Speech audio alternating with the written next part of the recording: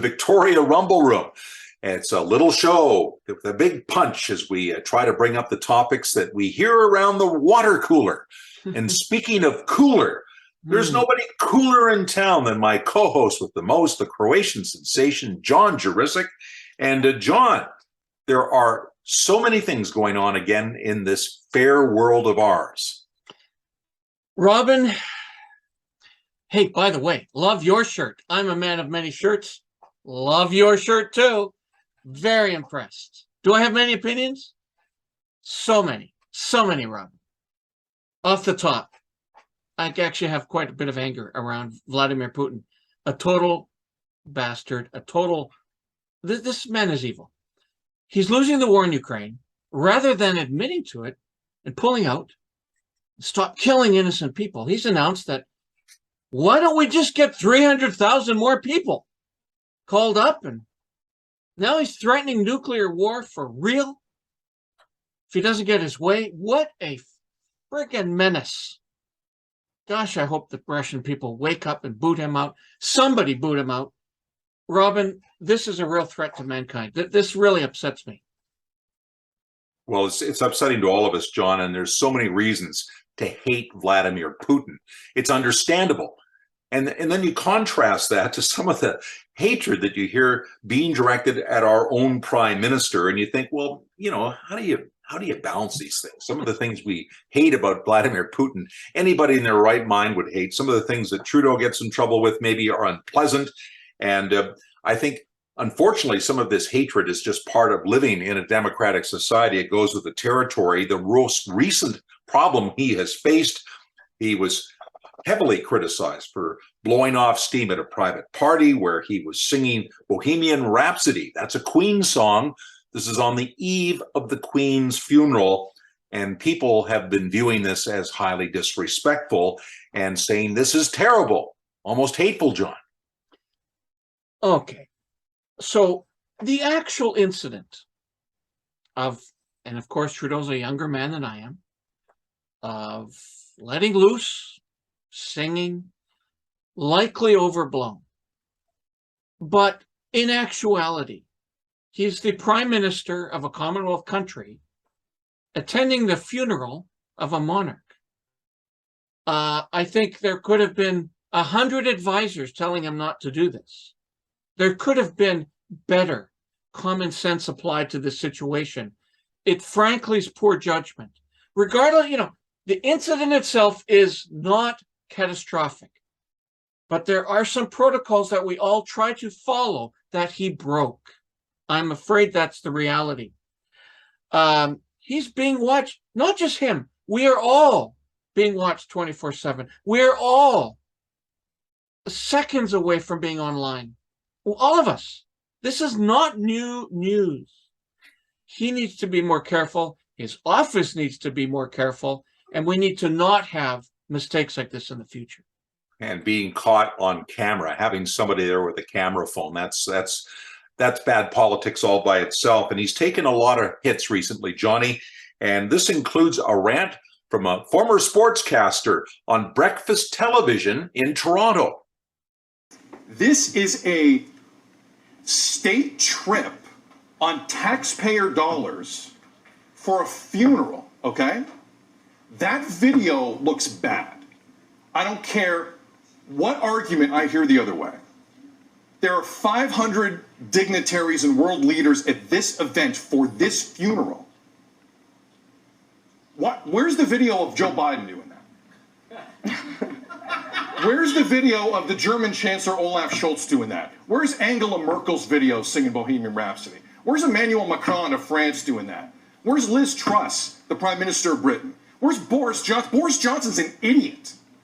And he still didn't get caught doing that on camera during the weekend of the funeral of Queen Elizabeth, who was on the throne for 70 years. We're the lead country in this democracy, in this monarchy. 4 RCMP horses on the front of that procession yesterday. He's 50 years old, man. You want to have a good time? You want to party? You want to pass the Cavassier? Go nuts. Find a private room, confiscate the phones, and don't have that be the legacy of the trip. That's Bush League, man. No other leader gets caught doing that. That's our guy. So what you're saying That's is, our guy that gets caught doing. Johnny Frat Boy at the UN taking photos with buttons down to here, smiling like it's a wedding reception. That's our guy that gets caught doing that. Certainly, Trudeau's style gets him in a lot of trouble, John. It's been something that's been an ongoing challenge. And, you know, even when he does the right things, he often doesn't get credit for it. At long last, the feds are talking about lifting the COVID travel restrictions at the end of this month. And Pierre Poilievre and the Conservatives are certainly taking a lot of credit for that, for pushing for this in the House of Commons. I think it's really interesting that under we're sitting at a week now under Pierre's leadership, and now everything has changed. So it's really nice to see them listening to us. It's nice to see them listening to the people who've been saying this for a long time. It needs to go. And all of the people who have been wrongfully punished as a result of this, also there needs to be some accountability on the government for that. So people who were fined, people who have been flagged from the glitch, a lot of work still needs to be done. So why is it that you think that Pierre Poilievre becoming leader of the Conservatives is the reason that the Liberals are could potentially be dropping the mandate? I think he's a great leader. And, you know, he's proven himself under opposition. He's proven himself with his numbers, and they have no choice but to listen. Well, the truth be known, John, I've had a ringside seat to this whole COVID travel restriction mess. That's because, as you know, and we haven't really shared this with our many viewers, I've been on a recent trip to Portugal and Spain, and that's where I heard about Queen Elizabeth's passing, and that was a real blow. And my intention when I returned from this trip just a few days ago was to pull together a little look at, you know, where I was traveling, sort of a little interest piece on some of the things I saw when I was off in places like Lisbon. And then, as you will see in the video, everything took a sharp turn when we heard about the passing of Queen Elizabeth II.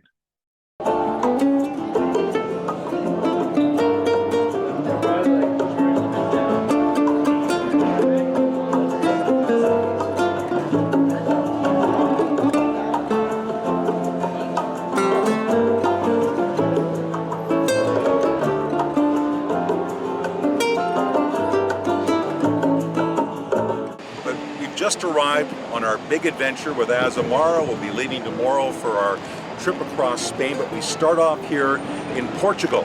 We're standing here in this big square where the big, huge castle and cathedral and palace once stood.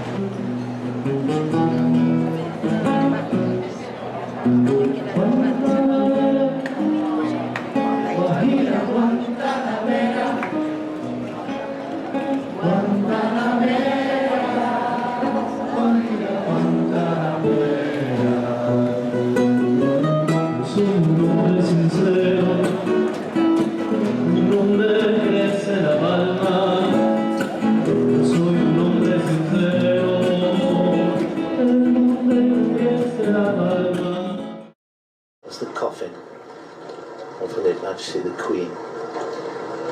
It's taken up the route she knew so well, the route that ends at Edinburgh Castle,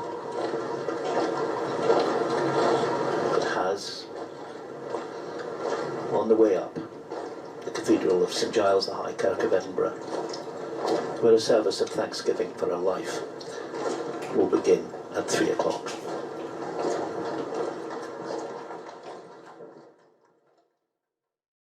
For the record, I am a monarchist, plain and simple. In a parliamentary democracy, I think it's incredibly important that the head of state not be an elected official. Queen Elizabeth played her role perfectly. For the past 70 years, she was our queen, and she was there as Canada opened its doors to so many important things like Expo 67, Olympic Commonwealth Games, even the rewriting of the Canadian Constitution. She signed that Constitution off, and she helped Canada really realize itself fully as a nation. You know, I was standing in a lobby in a hotel in Lisbon when a friend turned to me and said, "The Queen has passed away." And I actually had to walk away from the group because I started to well up. I actually had tears in my eyes because it really felt like a member of my own family had passed away. It really affected me, and it affected me for several days. So I don't think I'm alone in this. I think many Canadians feel this way about Queen Elizabeth. And whether you really strongly believe in the monarchy or not, you can't say that she didn't have a tremendous role in Canada's future. So we now have a new king, Charles III, who has been with us also for about 70 years plus. And how will Canada react to this? What will the debate be in the future about having a monarchy? We decided we better turn to an expert, John. You know, that's right, Robin. Bruce Hallsor, KC, King's Counsel, is a long-time member of the Monarchist League of Canada and a long-time defender of our parliamentary system, where a king today sits as the figurehead of government. Let's zoom Bruce in. And now, joining us for the first time in the Rumble Room is Bruce Hallsor, KC, a lawyer with Crease Harmon, and until about a week ago was Queen's Counsel, now King's Counsel. Fascinating stuff that happens. Bruce is a staunch supporter of the monarchy in Canada. Great to have you here, Bruce. Thanks for having me, John and Robin. Absolutely. In the wake of the massive nonstop coverage of Queen Elizabeth's funeral, we are hearing lots of chatter about the future of the monarchy, at least on this side of the ocean. It's suggested in places like Australia, for example, that it may be soon time to move on from a colonial system where we have a king. Now it's King Charles, of course, who is the King of Canada, but in reality doesn't live here. Has the very idea of a monarchy become outdated, Bruce? Well, you know, I think as Prime Minister Mulroney said very well in his eulogy at the National Memorial Service, Canada is a very successful country, probably the best country in the world, certainly among the best countries in the world. And a big part of our characteristic is that we are a monarchy. We have always been a monarchy. It's part of our constitutional founding. And I don't think there's a lot of Canadians who, when they look at things we need, challenges we have in this country and ways we can improve this country, would say that electing a president rather than having a king or a queen is going to make a big difference to anybody's daily life or make this country better. I would argue, and monarchists do, that the system we have actually is the best system in the world, and we should keep it. And I don't see any clamoring for change. Bruce, it's fantastic to have you on the show. You and I have crossed paths many times over the years, and I recall there was a time when you were a Conservative candidate. You've been involved in local community efforts and been recognized for that over the years. And it's so great to have someone like yourself involved in this, because I know this is a passion area for you. It's not an area you're paid for. It's not your professional advocacy. It's just something you care about. And we mentioned Australia. They've been talking about moving towards a republic remaining in the Commonwealth, not unlike what we see with India. And in Canada, it's often Quebec that bristles about a monarchy, especially a monarchy that originates from London or England. And I noticed Yves Blanchette from the Bloc Québécois got up in the House of Commons. I'm no fan of the Bloc Québécois.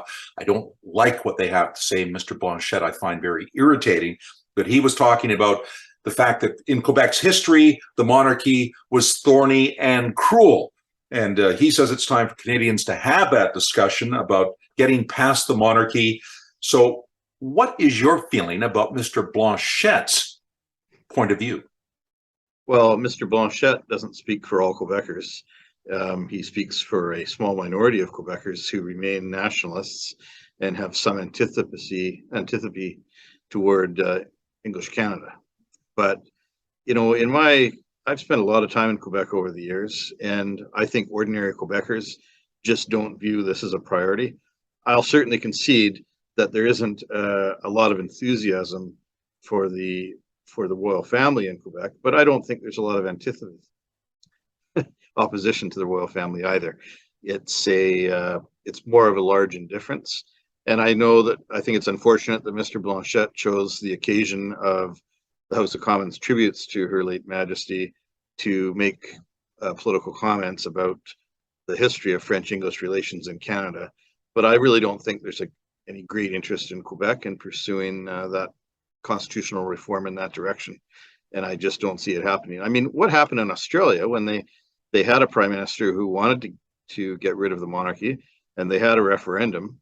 And sure, in the abstract, some polls showed that a lot of Australians thought, well, maybe we should have our own head of state. But when push came to shove, and they actually looked at what it would mean to elect a president and have a system with politicians instead of royals, Australians voted decisively in favor of the Crown, and I think they would do that again. The current Prime Minister of Australia, who happens to be a self-declared Republican, has just said there's no plans to have a referendum, at least in his current term.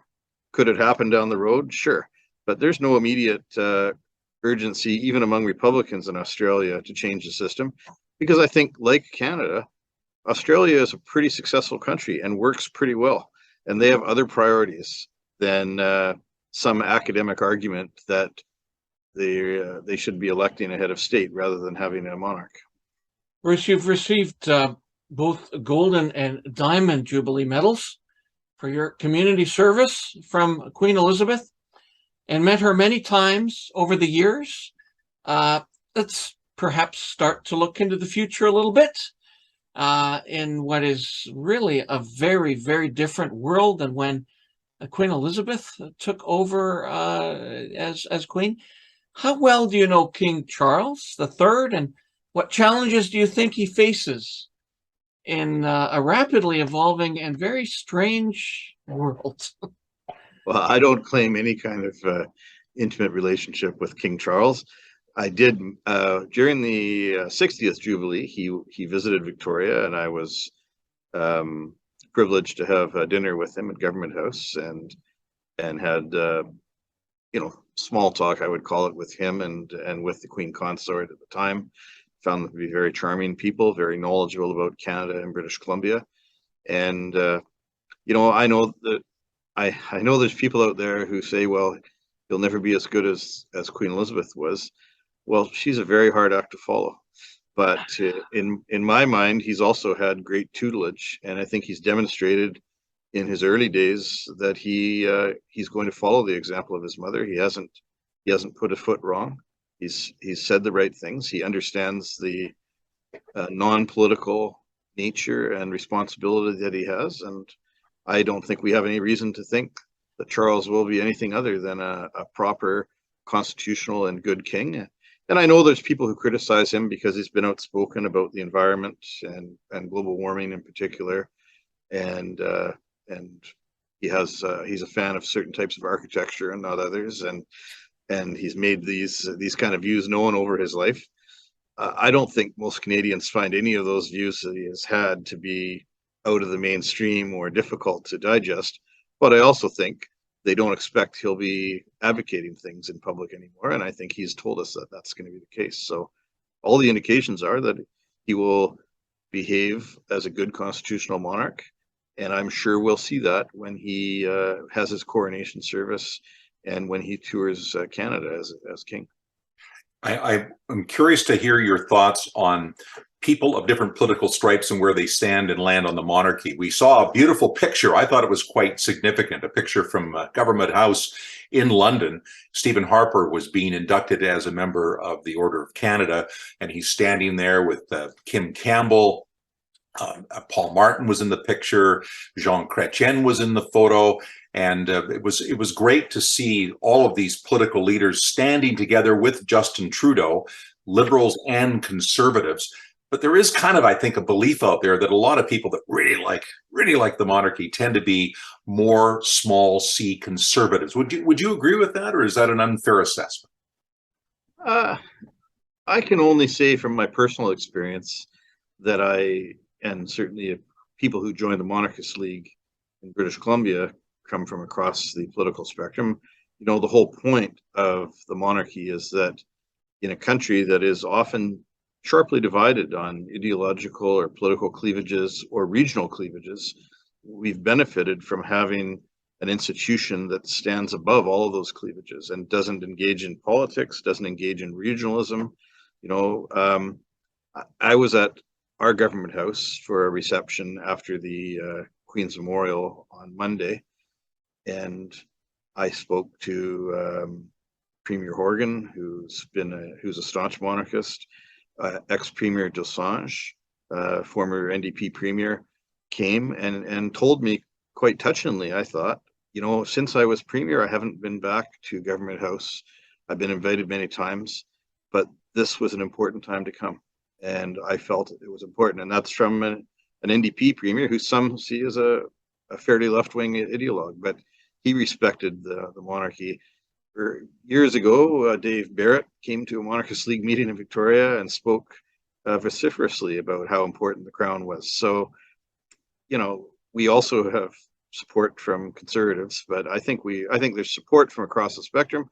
And I know Conservatives who are very libertarian-minded and democratic fundamentalists who question the institution, as many on the left do. So, I think you'll find people across the political spectrum have different views on the Crown, and I wouldn't agree from my personal experience that the Crown belongs to any one political party in Canada at all.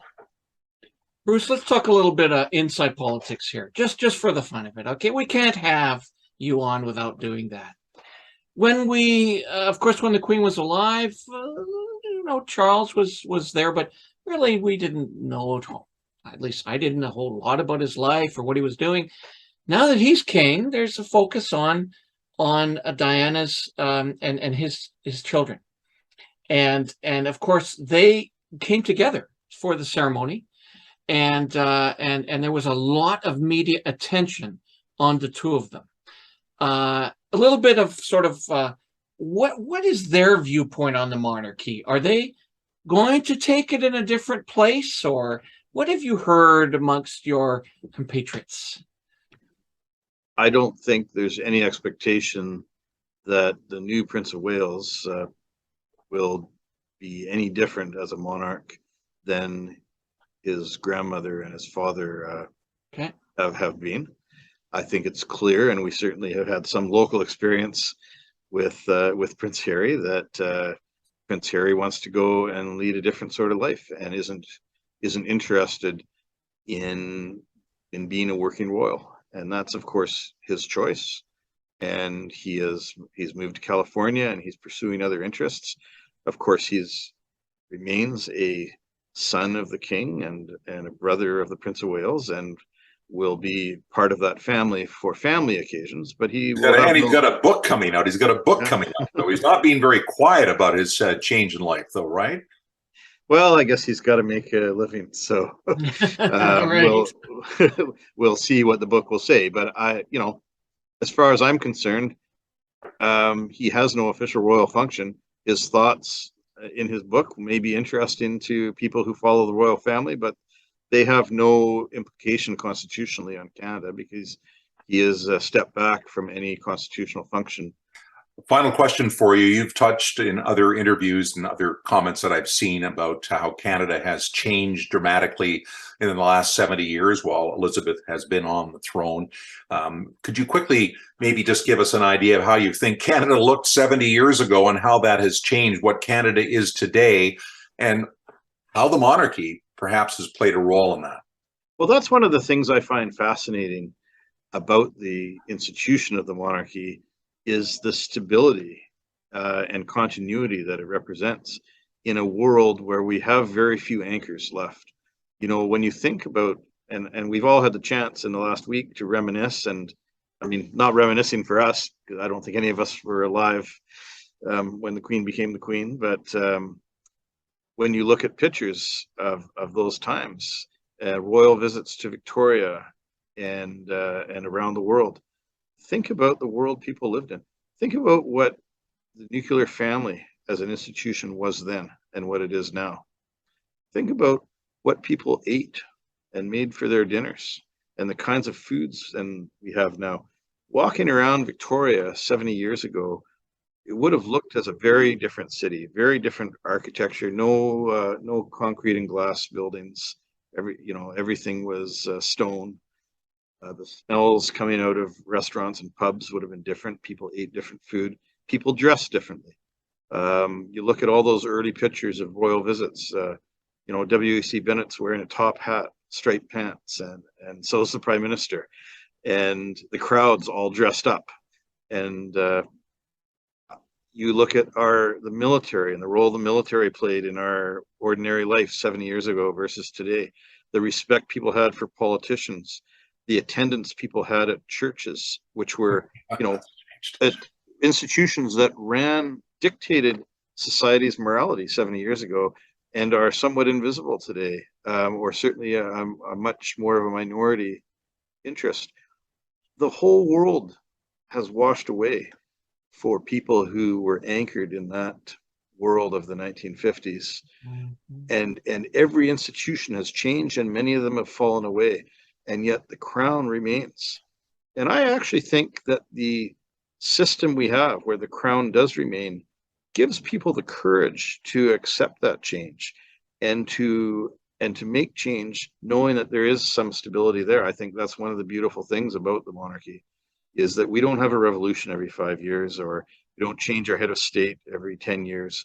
We have that institutional stability at the top, which gives people the comfort to look at the real changes we need to make and for our society to evolve as it has. Bruce Hallsor is such an interesting guy to talk to. So much background and historical context that we don't have. He's put a lot of time and a lot of work into so many good causes in our community. I tell you, I am really looking forward to having him back on the show again in the future. Me too, JJ. He's a great guest and certainly always interested to talk about national, international issues. But let's shift over to civic politics for a minute, because I think we've got a kind of a cool civic story to relay to you. We're talking about what goes on when signs get ripped down and how candidates react to that. We're talking specifically about civic candidate, council candidate Matt Dell in Victoria, and how he has been handling vandalism of his signs. And, you know, he is one of many candidates who've had their signs defaced, broken, and torn down. He's come up with a novel reaction using social media in a creative way. That's right. Of course, I'm involved in social media. I help clients implement social media. And Matt Dell is one of those folks that we've had occasion to interact with. He has a video podcast operating for the last few years, and he's no stranger to social media. Let's face it. I mean, come on. Sign vandalism is a problem for everyone in every campaign since they started making signs. This is nothing new. But, you know, he's achieving an interesting objective. He's getting a lot of media attention by using this challenge to his advantage. Let's take a look at a Twitter clip. Well, another sign has been defaced here. Some beautiful artwork right over top of my face. So a couple people reached out and told me some products to use to get this off. So I'm going to try today this stuff, carburetor cleaner. Someone told me that is a secret. And then the next person told me that this stuff, graffiti remover. So I'm going to do a little experiment for all the people running campaigns that are getting graffitied out there. I'm going to try some of this over on this side here. Oh my God. Kind of working. Oh yeah, that's actually not too bad. That's not good.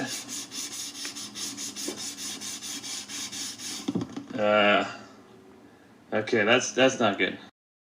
Well done. Now, again, we're not endorsing Matt Dell. What we are is tipping our hat to somebody who's showing some innovation, showing how social media can be used in election campaigns in very original ways. And so, you know, you got to tip a hat when you have to tip a hat. Johnny, it's been another great week. Maybe, again, you could share with our many, many viewers how they can follow the show, support the show, keeping in mind we are a not-for-profit effort trying to get the word out as a public service.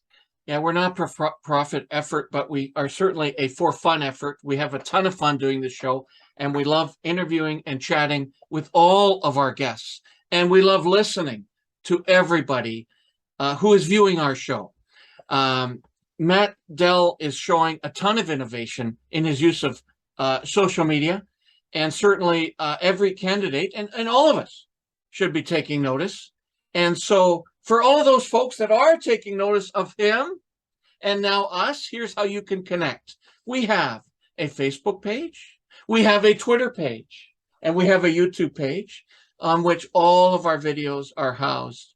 We also have a news group that allows folks to we have many places which they can voice their opinions. This is one of them. And we also, of course, post on Instagram and TikTok. And so in finality, after what is frankly been a couple of difficult weeks with world events, my name is John Jurisic. I am the Croatian sensation. I'm saying adios for now. And I'm Robin Adair, and God save the king. And rumble on.